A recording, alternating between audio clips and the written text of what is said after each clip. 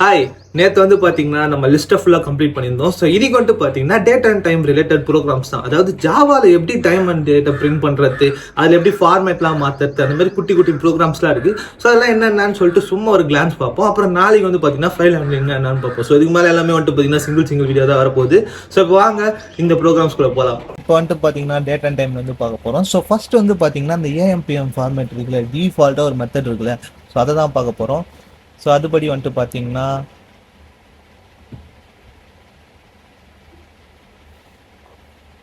So இங்கே வந்துட்டு பார்த்தீங்கன்னா 2 ஃபங்க்ஷன் யூஸ் பண்ணி இம்போர்ட் பண்ணுறாங்க.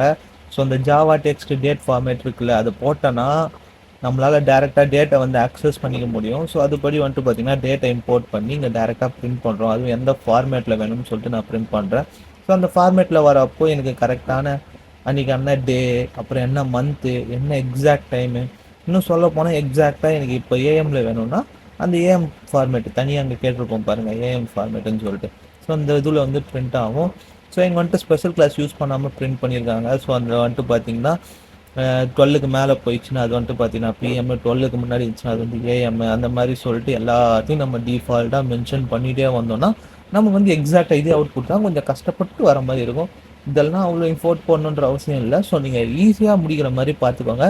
Display dates of a calendar in a different format. So அதை வந்து பார்க்க போகிறோம்.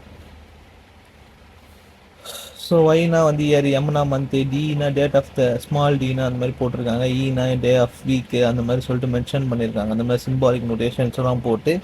ஸோ அதுபடி வந்துட்டு பார்த்தீங்கன்னா இயரு, மந்த்து, டேட் இதுதான் நம்ம வந்து டிஃபால்ட்டாக யூஸ் பண்ணுறது. இதே நம்ம எதனா டாக்குமெண்ட்ஸில் யூஸ் பண்ணுறப்ப இந்த மெத்தடில் யூஸ் பண்ணுவாங்க.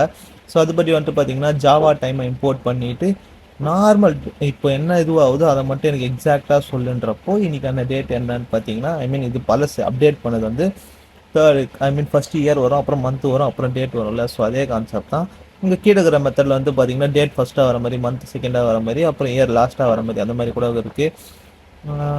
ஏங்க அதையும் சும்மா காட்டிடுவோம். ஸோ அதே மாதிரி தான் அந்த டைம் கூட டைம் ஃபார்மேட்டை இம்ப்ளிமெண்ட் பண்ணிவிட்டு அதுக்கப்புறமா ஃபஸ்ட்டு வந்து எனக்கு இந்த ஃபார்மேட்டில் தான் பிரிண்ட் ஆகணும் அப்படின்னு சொல்லிட்டு நான் இதில் கேட்குறேன். ஸோ அவ்வளோதான். அந்த இன்னொரு மாடலில் இருக்குது, நீங்கள் செக் பண்ணி பாருங்கள்.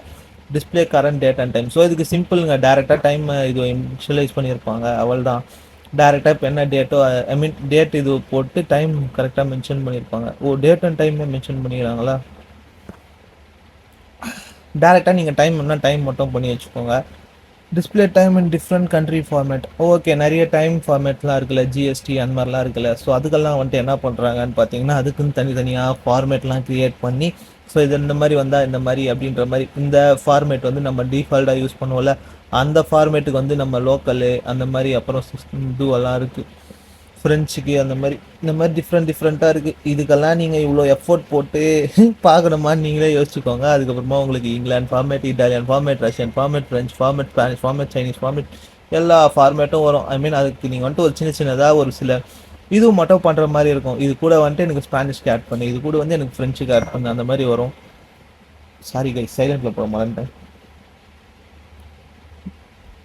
தென் வந்துட்டு பார்த்தீங்கன்னா convert the local time to GMT. So இதுக்கு வந்துட்டு பார்த்தீங்கன்னா இந்த மெத்தட் யூஸ் பண்ண போகிறோம். சிம்பிள் டேட் ஃபார்மேட்டை யூஸ் பண்ணி ஸோ ஃபஸ்ட்டு வந்து நம்ம இங்கே இம்போர்ட் பண்ணிடுறோம். அதுக்கப்புறமா வந்துட்டு பார்த்தீங்கன்னா நம்ம சிம்பிளான டேட் ஃபார்மேட் வந்து என்னதுன்னா இதுதான்.